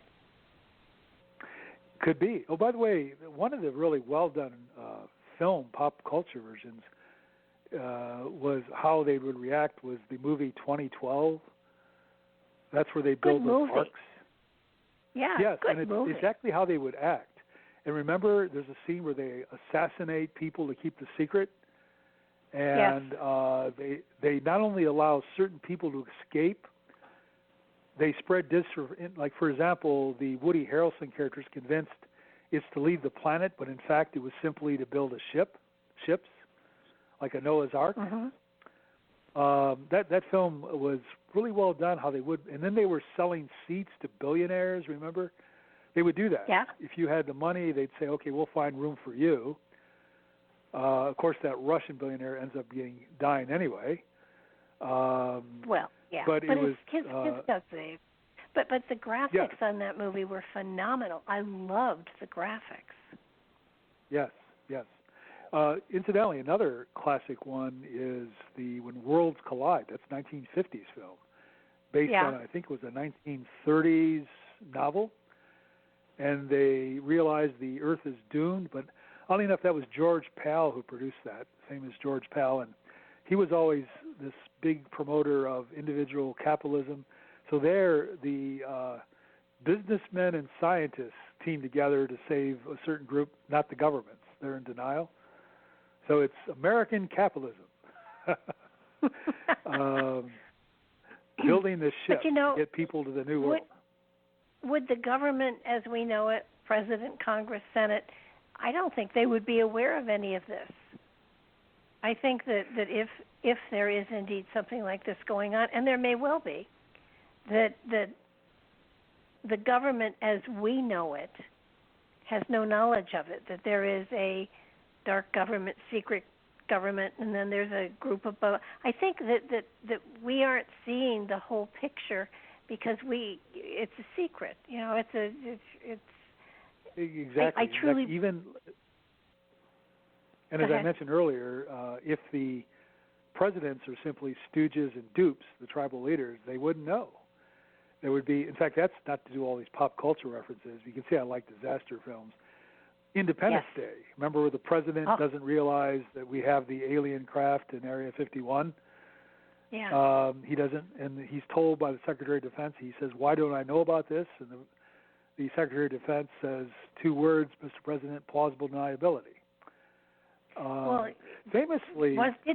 go ahead. Didn't Eisenhower at one point threaten to invade Area 51 unless he was told what was going on? You know, it could be, I'm not familiar with that story. Although I should mention, Eisenhower brings to mind another group maybe your audience has not heard of, are the so-called the Jason, it's called. And they are, if anybody's dangerous, it's these guys. This was formed soon after Sputnik. And Eisenhower commissioned these scientists to develop what he called the unimagined weapons of the future.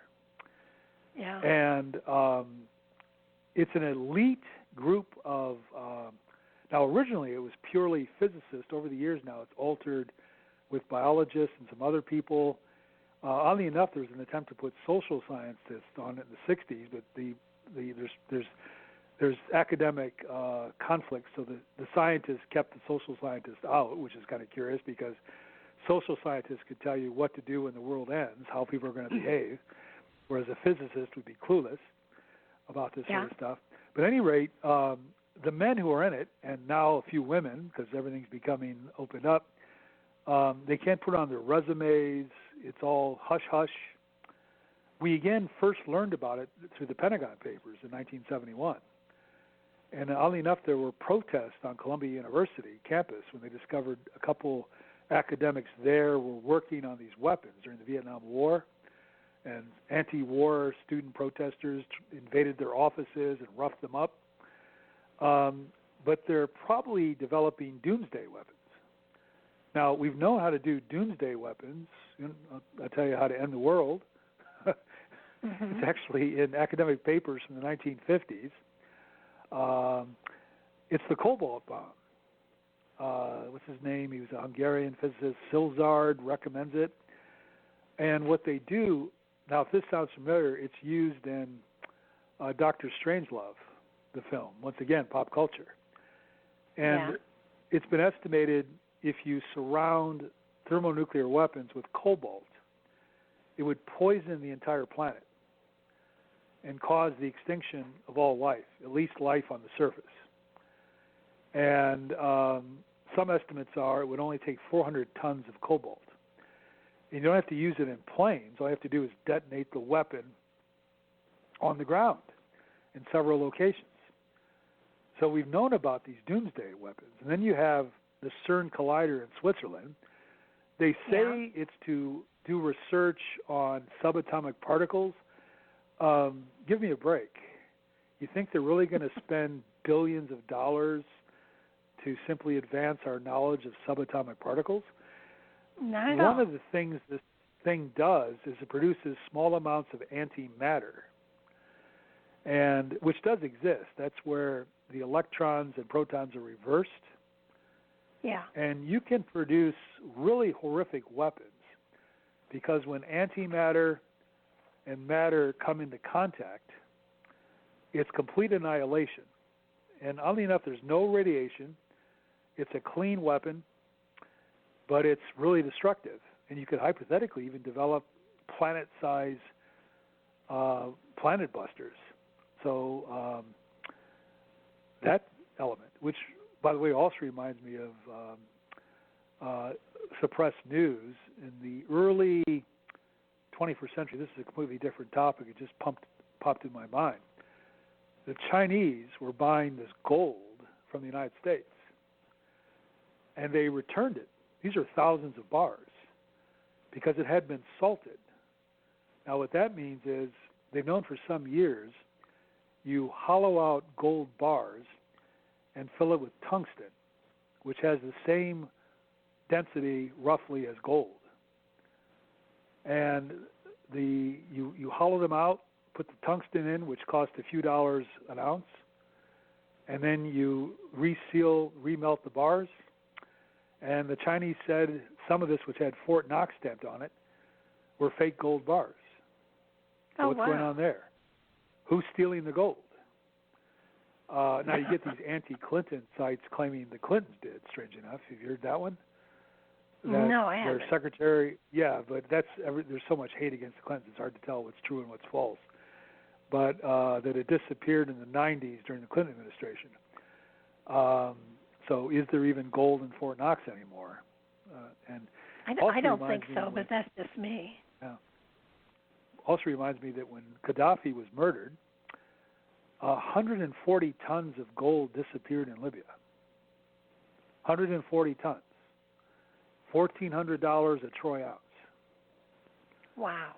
And the reason, by the way, he was probably killed, it's not all this stuff about oppression and tyranny and all that. That never gets anybody killed in the world. He was planning to issue gold dinars. That was money made out of gold that would have real value. And the allegation is that's why they killed him, because it would destroy the standard currencies. There's no gold-backed currency left in the world anymore. The last one that went off was the Swiss franc around the year 2000. And every currency on earth has nothing to back it. It's all fiat money, which reminds me, too, of a character not discussed in the news. His name sounds fake, but it's real. It's Bernard von Nothaus. Almost sounds like Nuthouse. Yeah? He was a millionaire and produced 1 million 1-ounce silver coins. They were made out of real silver, each one 1 ounce. He stamps on it, not legal tender, but people began to buy them because they had real value. He was arrested and convicted of counterfeiting and terrorism. He was selling them at market prices. He was making no profit on it. So if silver was $15 an ounce, he'd sell you the coin for $15. And I like the terrorism charges. He was accused of undermining the American currency, which of course it would, by the way. Well, yeah. Which reminds me, too, this is really obscure. 1967, First National Bank of Montgomery. Now, that's in Minnesota or Wisconsin. It's not in the South. Tried to foreclose on Jerome Daley, and he went to court. He owed $14,000 on his mortgage, and he argued in court with a lawyer that he didn't have to pay the bank back because the money never existed. See, what he's referring to is when you borrow money from a bank, they're allowed to lend out the money on deposit 8 to 10 times. Yeah. So if you deposit $1,000, they can lend out 8 to 10,000. So he says it was simply a bookkeeping entry, and in the court, it was actually a local claims court. It was the Justice of the Peace. The Justice of the Peace ruled that he was correct, and he didn't owe the money. Now, ultimately, he and the lawyer, and I think the Justice of the Peace all had their lives destroyed. The lawyer was disbarred ultimately because he later defended 2 counterfeiters with the same claim.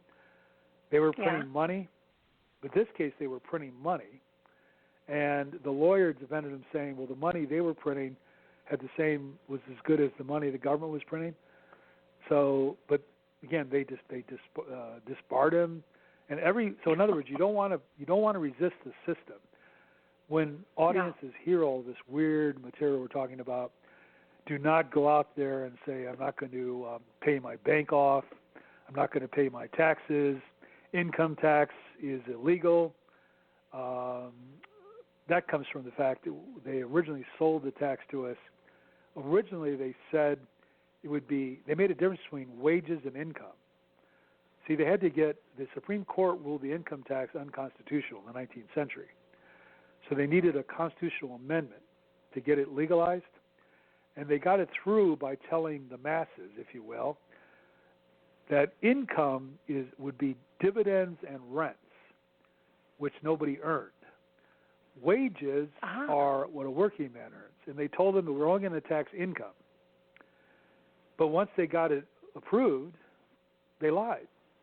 And again, by the way, recently we had all those people connected with Trump prosecuted for lying to federal agents. Yeah. That's absolutely true. If a federal agent comes to your house, in fact, you don't want to talk to him without a lawyer, because any lie you tell to him is a felony. And frankly, even if you don't tell him a lie, if he swears on the stand that you told him a lie, you can still be prosecuted, even though there's no witness or recording. And there's about 80,000 federal agents involved in law enforcement.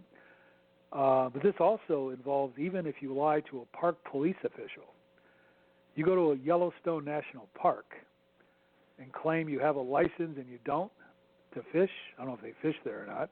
I haven't been there since I was 7 years old. But it's a felony. But here's the important point. They can lie to us. Remember the weapons of mass destruction by Bush? But never lie to a federal official, but they can lie to us. In fact, that's why they get false confessions. They'll pick up, even the local police, they'll pick up a young man or woman typically, and they interrogate him for 36 hours, and they say, if you sign here, we'll let you go home. And they're not planning to let you go home. But the courts have ruled you can lie to the accused, which, by the way, all the accused has to do. American law says they must stop all interrogation when you ask for a lawyer. Right. So if you're picked up, do not resist in any way, because you've then committed resisting arrest charge. Go with them to the police department and immediately ask for a lawyer. And don't say anything on the way. And see, this is what the rich people know. That's why the public always says, why do rich people get away with crimes and ordinary people don't? Because we don't train our students what the law really is. And if a policeman, he tells you get out of your car and get on your face and shut up, he can do that legally. And if you yell at him and get aggressive, that's assault of a police officer. Assault, you don't have to touch him. You just shout at him. And if you touch him, that's battery. So when a lot of these men, especially who are killed at routine traffic stops, you can't, in America anymore, you can't argue with policemen. Oddly enough, I'm a professor. I mean, how harmless are we? I actually had that happen to me in front of a dozen students. I was in the shower. My parked car, which at that time was a Mercedes, was 2 cars on the street had an accident because someone removed a frat party trick. They removed the street sign. 2 cars had an accident. One of them hit my car in the parking lot. So a person came up and knocked on my door, knew it was my car. So I'm wet. I put on some clothes. I go down. My car is all smashed up, thousands of dollars of damage. And there's this local Portsmouth City police captain, and I'm standing there, and he's asking everybody for information. And finally I said, sir, that's my car. It was parked. I have to leave because I have a class at 2 o'clock. And he looks at me and says, be quiet. I'll talk to you when I'm ready. So seconds ticked by, or minutes, and I did it a second time. He again said, be quiet. Finally, I told him, I said, I have to go up and get dressed. I have a class at 2 o'clock. There's 60 people in there. This guy got in my face and yelled at me and said, with threatening voice, I will arrest you and cuff you right here if you don't shut up. The students loved it. This is someone telling their professor, because we can terrorize students in classes. So they're all chuckling. And, of course, I know the law. I didn't try to resist. But a lot of young men in particular would shout back. You can't do that. Now, in the 19th century, you could. 19th century Americans would not have put up with secret documents, secret government papers, police behavior like this. But sadly, well, as Nietzsche predicted, democracy is turning this into egalitarian pygmies. We're becoming more and more equal. Yes, and I don't mean to disparage pygmies. We're getting right down to the end here. If people want to get a hold of you, how do they do that? Yes, I have, probably the easiest way is my website. It's my name, M-A-R-K, and then my last name is Mirabello, M-I-R-A, B as in boy, E-L-L-O, at gmail.com. And that would be my email. You can also see, I've done quite a few of these videos and audios and all this sort of thing. If you're interested in this subject and the books, that'd be the best way. I would give them my Shawnee State account, but we have this really bad email system which seems to send all important emails to spam. But that would be mmirabello@shawnee.edu, but I probably wouldn't use it. It'll disappear into some Shawnee State vortex. Well, I will have I've actually tried up. Yeah, this show will be up on YouTube tomorrow. And very good. Yeah, I want to thank you so much. You've been amazing, and I think we could have talked for another 2 hours easily. And so I'm going to have to ask if you'll come back another time, sometime in the future. Oh, definitely. And I also want to thank Mark Eddie, because he made the original contact how I met you. So this has been now done 2 programs, so one on the afterlife. And this has been just a wonderful experience, so thank you very much. And I always tell my students now, this is why I don't retire, because once a professor retires, no one wants to listen to him anymore. He's just an old guy talking. So as long as I keep teaching, they pay me to talk. So, but I love this. This is fun to do. So sorry if I ramble on a little bit, but that's I always say I have verbal diarrhea. But it's a lot of fun. That's okay. And believe it or not, I did follow you almost all the time. So it's been a delight, and I so appreciate you taking the time to speak with us. And I know there will be lots of questions that I'll be pummeled with, and I will certainly send them on to you if I can't answer them. But I do again want to thank you. It's been such a pleasure, and I really look forward to talking with you again sometime very, very soon. Well, thank you very much. And I should close with, because we were talking some radical thought here, to your audience, do not try to fight the beast. You'll lose. So simply pay your taxes, follow the rules. They'll crush you. So don't start forming some group with torches. No. You don't want to do that. So, well, thank you very much, and it's been wonderful, and looking forward to talking to you again. Absolutely. Good night now. Good night.